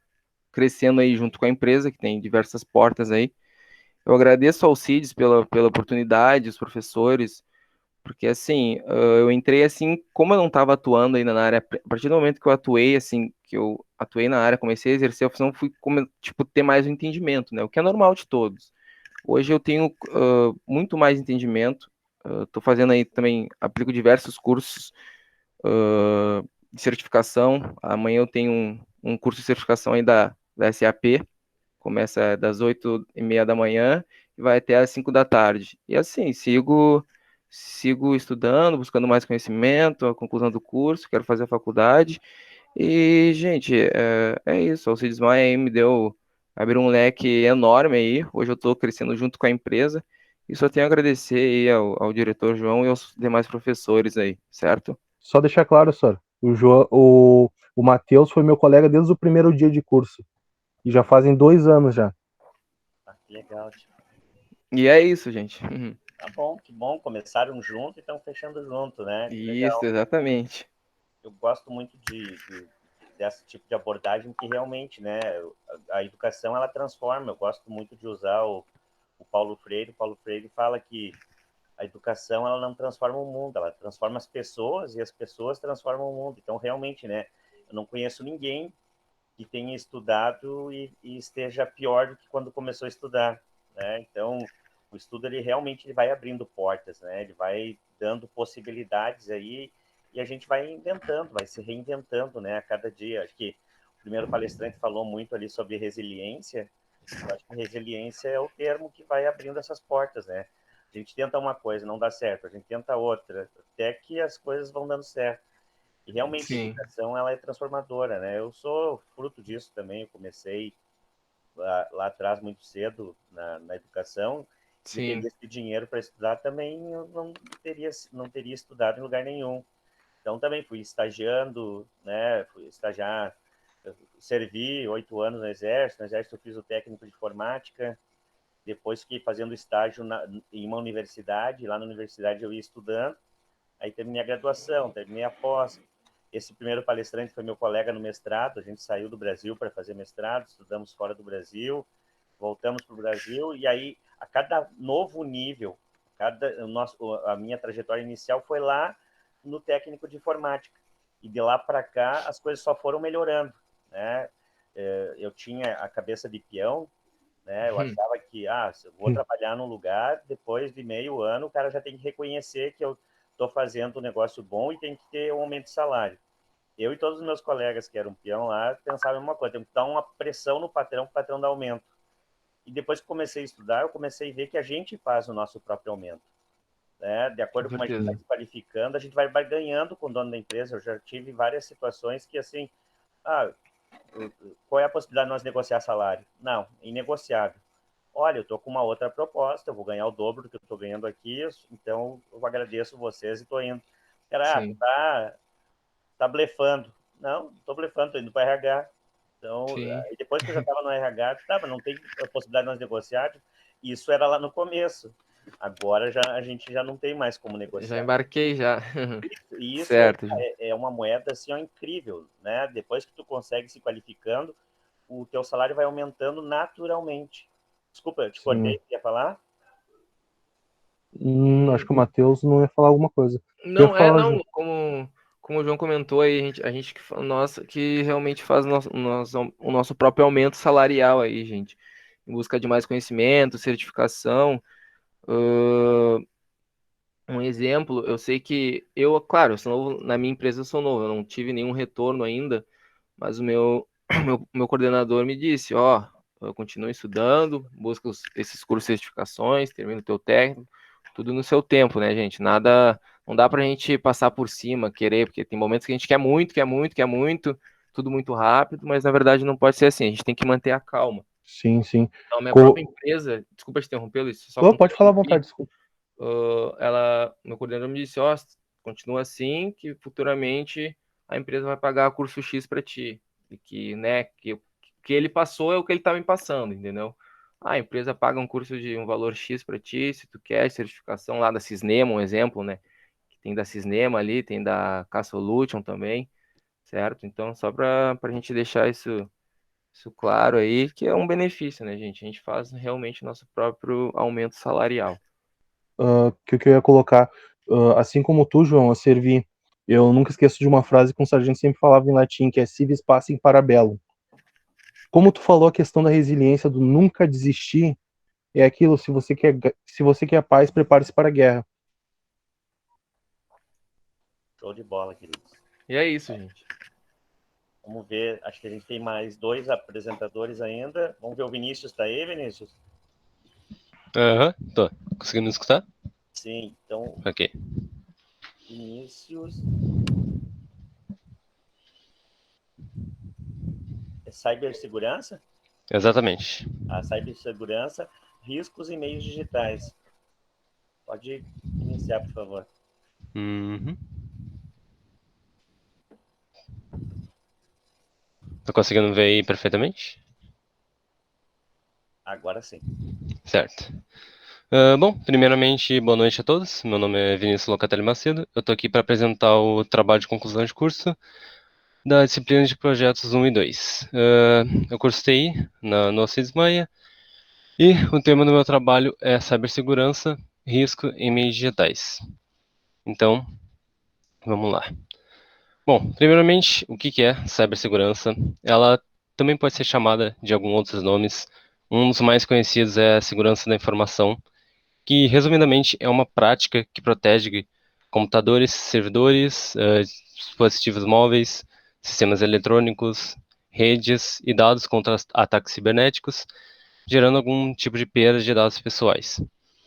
E dentre a segurança da informação existem 5 pilares. Esses pilares, eles se dividem entre a confidencialidade, que basicamente é os dados protegidos devem estar disponíveis somente a pessoas autorizadas, não a pessoas que vocês não têm um tipo de simpatia. Integridade diz que a informação protegida ela deve ser íntegra, ou seja, ela, sem qualquer alteração indevida, não importa por quem e nem em qual etapa, sendo no processamento ou no envio, por exemplo, apenas com a conscientização da pessoa. Disponibilidade, como o nome diz, ela precisa garantir que os dados estejam disponíveis para o usuário quando for necessário, ou seja, de modo permanente a elas. E autenticidade, ela garante que as ideias provêm de fontes anunciadas, sem mutação no processo, ok? E, por último, a irretratabilidade, que impõe ao responsável por assinar a transmissão de informações por assumir o ato, ele mesmo. Então, por que a cibersegurança ela é importante? Principalmente para os usuários eles terem total posse de seus dados pessoais ou empresariais, seguros e sem ocorrer riscos de perda ou ser vítima de algum ataque cibernético em seus dispositivos e meios digitais. Mas, bem, o que é esses dispositivos e meios? Vamos para alguns exemplos que eu citei também no meu trabalho, aqui vou citar resumidamente.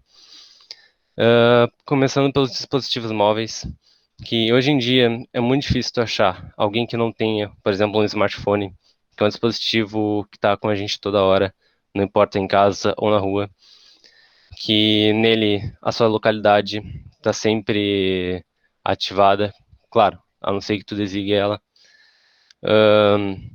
Redes sociais também estão instaladas nele, navegadores e por aí vai.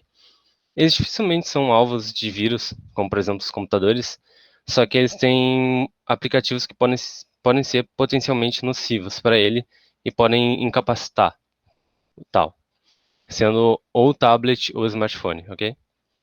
Passando para o próximo, a gente tem aqui as redes sociais, que hoje em dia também são meios de comunicação que todo mundo usa, tanto o Instagram, Facebook, WhatsApp, que eu acho que são os principais, Twitter também, mas sem tanto,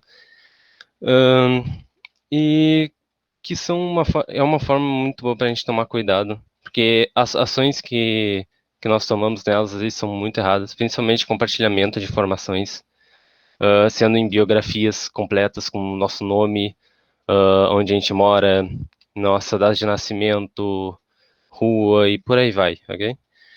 Nossos posts públicos também, muita gente deixa para todo mundo ver os posts que fazemos, não apenas amigos próximos.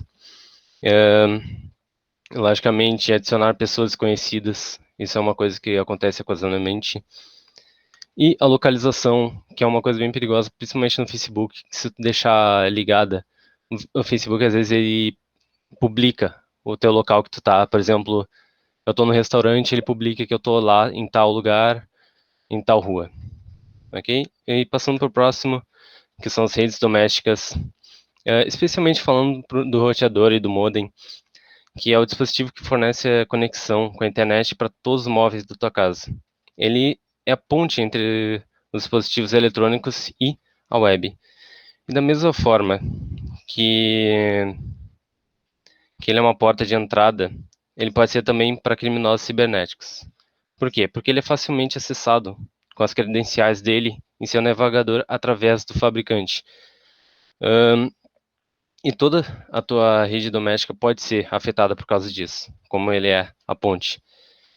Uma tarefa bem importante para se fazer é entrar no seu roteador através do seu navegador, fazer alterações conforme desejado, tá? Daí personalizar o teu SSD, que é o nome dele, uma criptografia com padrão correto e atualizar sempre ele, certo? E passando agora para navegadores de internet e sites. A escolha do teu navegador é importante porque tu tem que se sentir seguro com ele e confortável, certo? Um dos que eu sempre usei foi o Firefox e hoje em dia eu uso o Opera só por tentar algo diferente. O Chrome eu já usei bastante também, mas não é um que eu goste muito. Mas muitas pessoas usam ele também. Eu acho que ele é o mais famoso dentre eles.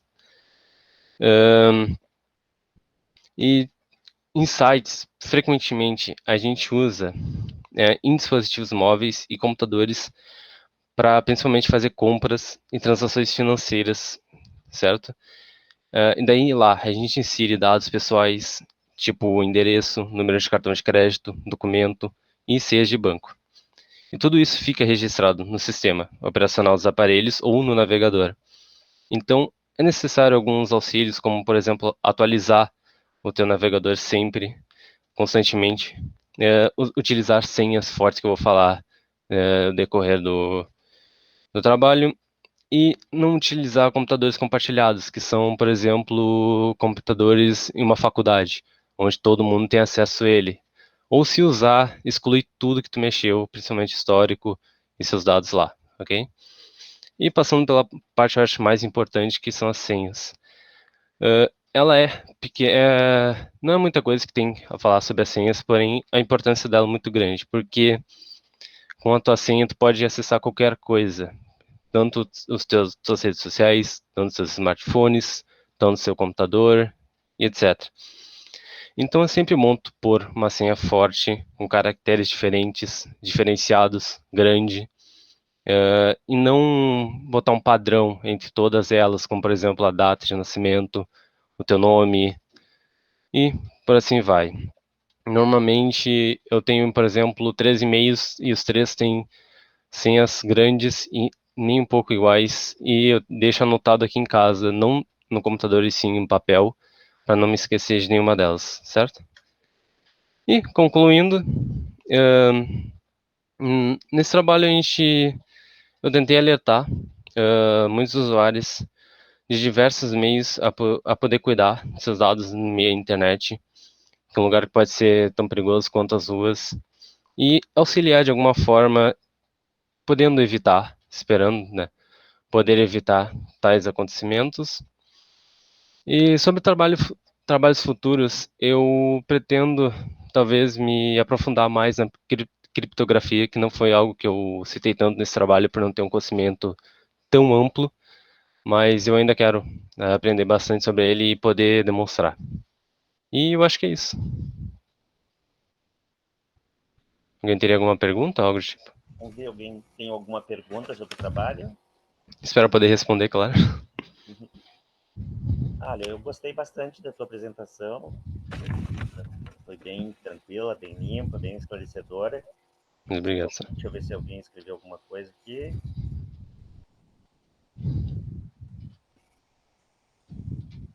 Eu também não conhecia por um tempo, André, mas depois eu fui vendo, mexendo no Facebook e aparece algumas pessoas postando isso. E daí eu fui perguntar para elas, por que tu postou isso? Daí elas falam, não, não postei nada. O que que eu postei? Daí eu fui ver que a localização dela estava ativada no celular dela e estava postado ali o restaurante que ela estava em tal rua. Então eu aprendi isso depois daquele dia. Não, isso aí é importante até para as mínimas coisas, cara. Às vezes todo mundo mente, né? Não tem quem Sim. não minta nessa vida. Tu vai dar um balão pro João que tu não pôde aula, quando tu vê, tá no barzinho lá. É, exatamente. E aí, o que o João vai dizer, né? Ai, Tá aí é brabo. complicado. Show de bola. Vamos ver, e o Vinícius, Diga, Sir. como é que era O... o Alcides e agora, depois que está já encerrando a sua trajetória aqui no Alcides? Olha, eu acho que o mais importante que eu tenho que citar é o conhecimento que eu recebi, principalmente em área de programação, que eu não conhecia praticamente nada. Hoje eu sei bastante, graças ao Alcides. Computação sempre foi bastante minha área, eu tinha um conhecimento bom. Aprendi bastante com o professor Vinícius, quando eu estava tendo aula com ele, que ele me ensinou algumas coisas sobre também. Sobre redes eu também não conhecia bem, aprendi bastante com o professor Alexandre, se eu não me engano, acho que foi a única disciplina que eu tive com ele, e foi bem no começo, eu não lembro muito bem, mas eu acho que foi. E principalmente para esse trabalho me ajudou bastante. O professor Leonardo, eu tenho que agradecer muito também, que ele me ensinou muita coisa sobre a programação, que eu não sabia nada, nada. Com as aulas dele eu tive esse conhecimento. E eu acho que o conhecimento foi uma coisa que eu tenho que agradecer muito, vocês me ajudaram muito. E espero me tornar um profissional mais completo no futuro. E eu acho que é isso. Show de bola. Obrigado. Vamos ver, Eu que agradeço. o próximo que a gente chama aqui é o Guilherme Oliveira. Tudo bom, Guilherme? Oi, boa noite, tudo bem? Boa noite. Vou começar a apresentar, então. Tá bem.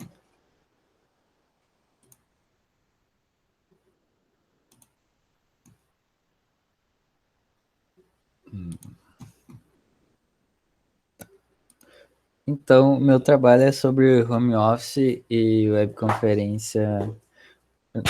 Desculpa. Primeiramente, meu nome é Guilherme Oliveira Alves, o orientador foi o professor Dr. Leonardo Felipe Batista Silva de Carvalho. A apresentação também é do trabalho de conclusão do curso. E o meu trabalho é sobre home office, webconferência, do suporte da VPN na Secretaria de Saúde em tempos de pandemia. Guilherme, a gente não tá vendo a tua tela, acho que tu não compartilhou. Não? Não. Ah, perdão. Tudo bem. Agora tá certinho? Sim, agora sim, perfeito. Tá, obrigado. Então, foi o que eu já tinha falado. O meu trabalho é sobre home office, webconferência, no suporte da VPN da Secretaria de Saúde nos tempos da pandemia. Então, a definição do problema do meu trabalho é a seguinte, que é necessário lá na Secretaria de Saúde um aumento de link de banda, porque como a pandemia ela fez com que a maioria dos usuários, dos funcionários, no caso, fossem trabalhar em casa, no home office, o pessoal acaba acessando o Facebook, YouTube, de casa, e assim acaba acarretando muito congestionamento na rede interna da secretaria. Aí aqui é um pouquinho da introdução do meu trabalho. A VPN é usada pelos funcionários da secretaria para acessar suas estações de trabalho, usando notebooks que são disponibilizados pela própria secretaria para conexão nas suas residências. Então, assim, os usuários conseguem ter o acesso às pastas internas que são importantes para eles, para guardar os arquivos de trabalho, e também a webconferência, que a maioria agora dos funcionários está fazendo reuniões virtuais, ou seja, são as webconferências. Ou seja, a utilização da VPN na SES, na Secretaria de Saúde, é para que os usuários consigam acessar as estações de trabalho. Acabou se repetindo. Aí eu botei uma citação da Universidade de Brasília, que a webconferência é um recurso tecnológico que possibilita conectar os professores, tutores e alunos por meio da rede, por meio da internet para a realização de eventos ou aulas online. Aqui eu botei, no caso, o gráfico de consumo da banda, mensal e anual. Esse gráfico foi retirado o ano passado de um site interno. Eu acabei não expondo a rede por questões óbvias de ética, mas aqui na semana 41 e 42 a gente pode ver picos que provavelmente foram perto do meio-dia, quando o pessoal sai para o almoço e acaba deixando o vídeo rolar no YouTube, algo assim que acaba utilizando bastante da banda. E provavelmente também algumas webconferências, algumas reuniões que acaba demandando muita banda. Aí aqui embaixo é o gráfico anual, é a média de um dia de cada mês. Eu peguei esse gráfico em novembro de 2020, e daí aqui a gente consegue ver mais ou menos, na verdade, pegou novembro de 2019 até outubro de 2020. A gente pode ver a partir de março ali, de 2020, quando começou a pandemia, que depois disso teve alguns picos na rede interna, que provavelmente foi o pessoal acessando VPN e webconferência. Opa. Aqui seria um gráfico diário do consumo de banda.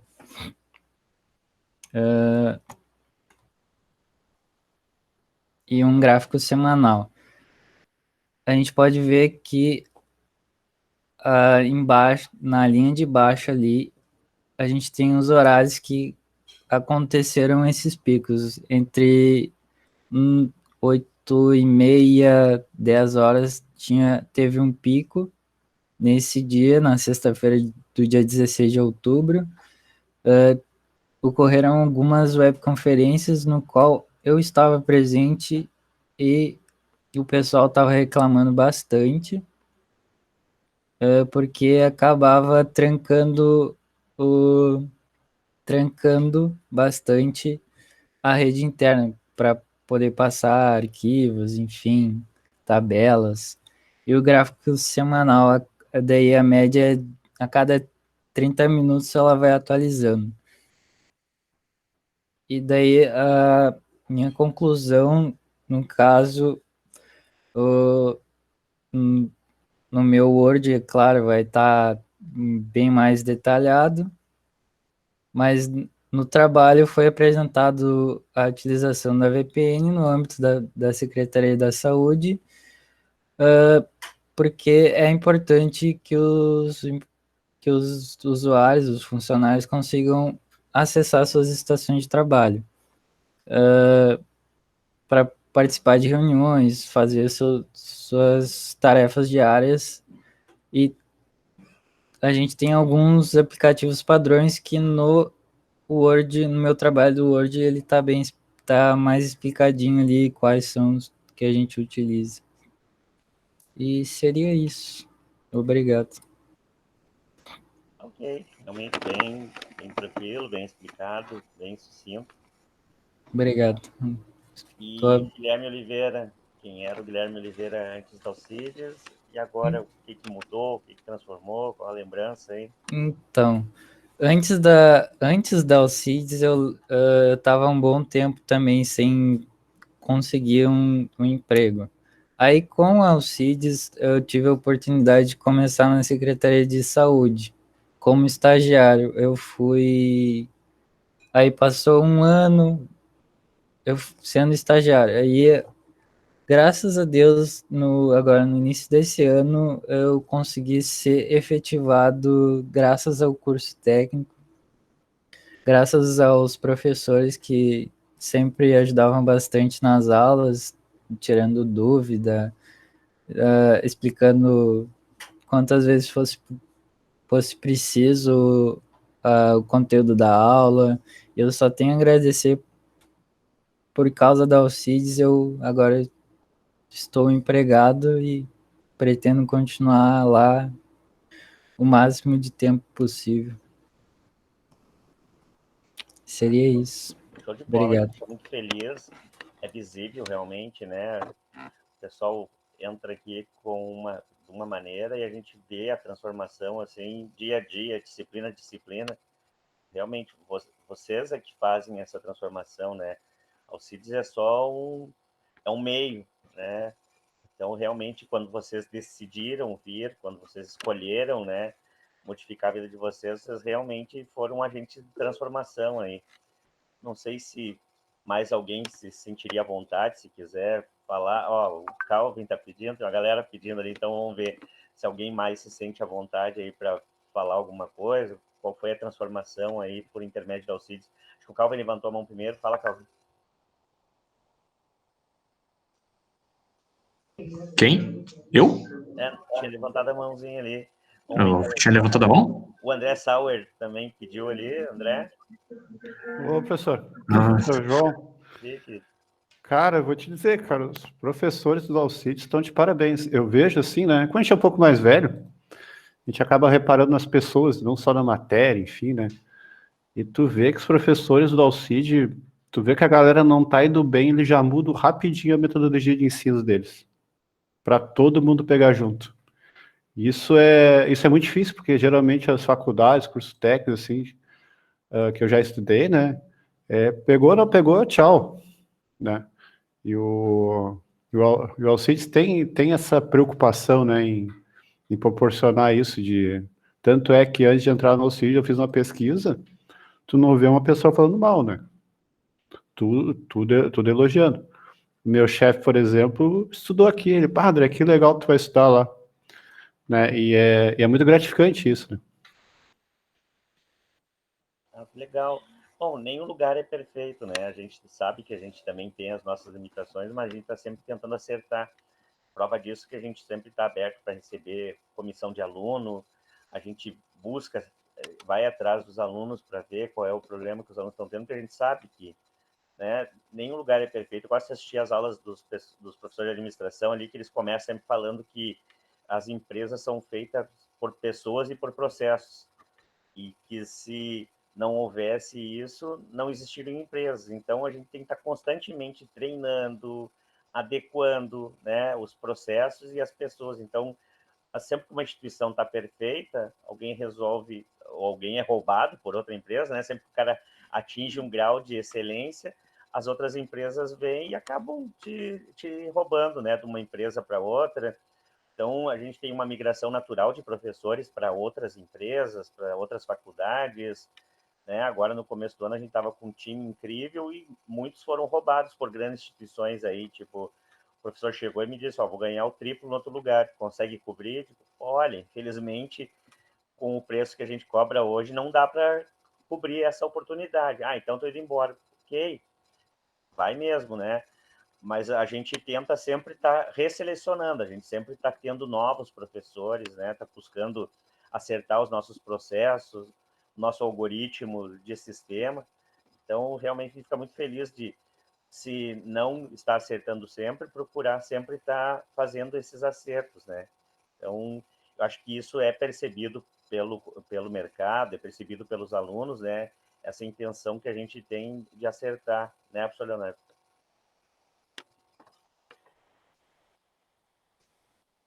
Vamos ver, mais algum aluno tem alguma declaração, alguma coisa para falar, ou a gente pode encerrar na noite de hoje? Ô, senhor, com sua licença,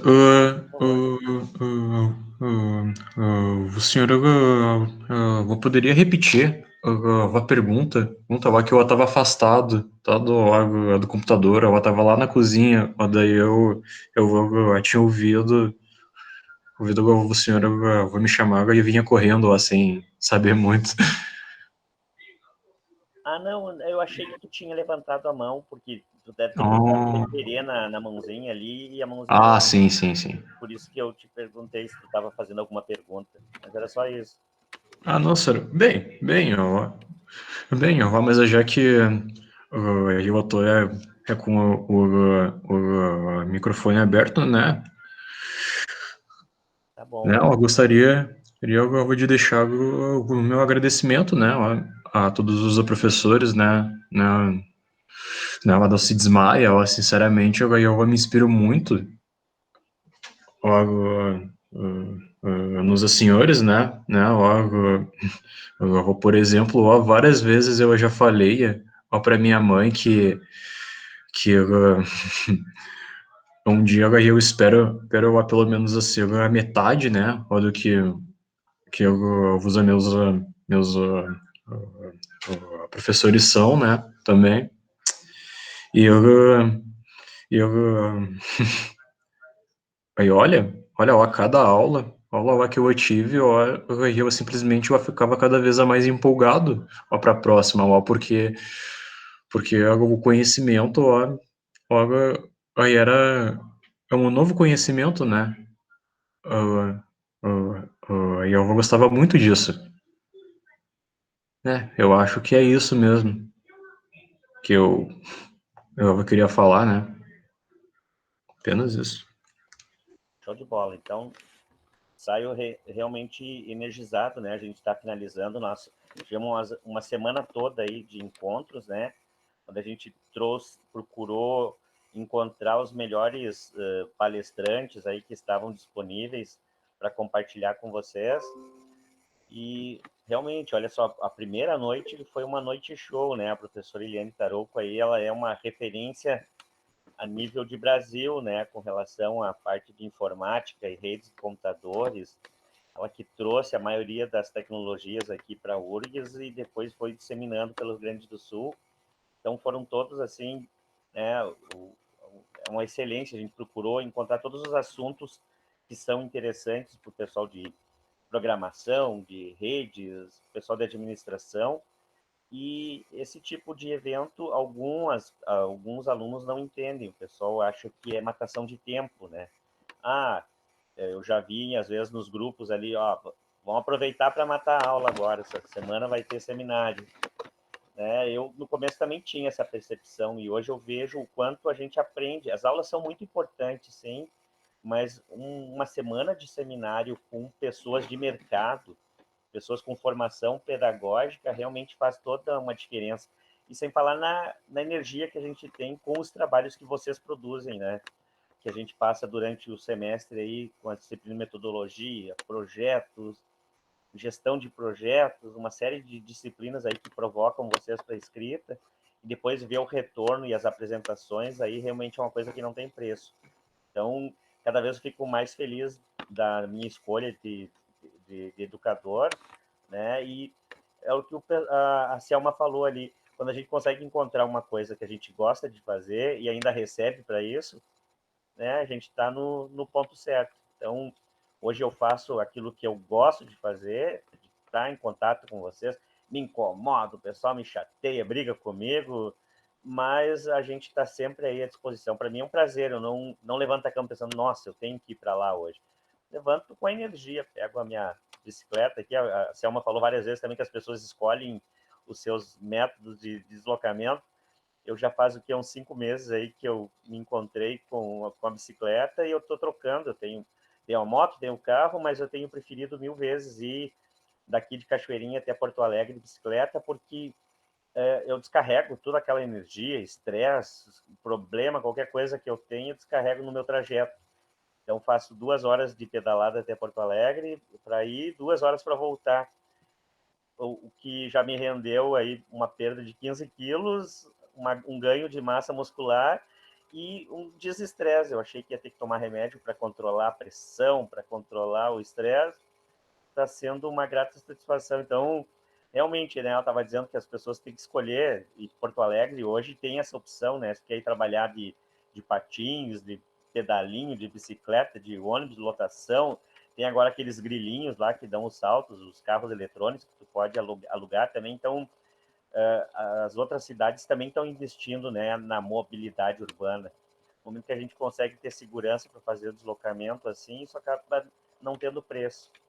Então, realmente, encerro o nosso seminário aí, né, desejando tudo de bom para vocês, e já vamos começar a projetar a 6ª edição do seminário para o ano que vem, né, porque na educação isso acontece muito, a gente mal termina um ciclo e já dá início no outro, né, professor Leonardo? O professor Leonardo é meu parceirão aí para organizar os eventos, para incentivar vocês a escrever, e a gente tem feito alguns seminários muito bacanas aí, tá? Então, realmente agradeço a todos, e a gente se encontra aí durante a semana, certo? Um abraço a todos. Abraço, gente. Boa Feito, noite a todos. abraço. Feito, abraço, pessoal. Ótimo trabalho, pessoal. Boa noite, até mais. Boa noite, senhor. Até mais.